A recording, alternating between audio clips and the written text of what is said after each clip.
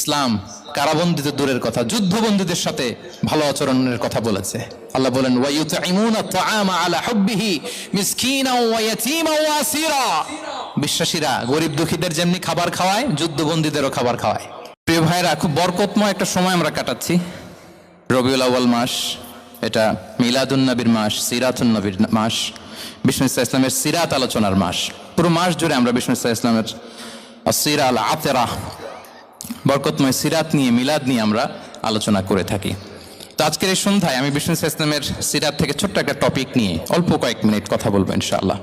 এবং আমি আশা রাখবো এখন যেমনি আপনারা ঠিক চুপচাপ নীরব হয়ে বসে আছেন মাগরিবের আজান পর্যন্ত, শেষ পর্যন্ত আপনারা ঠিক এভাবেই বসে আমাদেরকে সাহায্য করবেন, কোঅপারেশন করবেন। প্রিয় ভাইরা, যে টপিকটি আমি চুজ করেছি আপনাদের জন্য আজকের এই কনভেনশনে বা কনফারেন্সে, সেটা হচ্ছে আমাদের প্রিয় নবী বিশ্বনবী মুহাম্মদ রাসূলুল্লাহ সাল্লাল্লাহু আলাইহি ওয়াসাল্লামের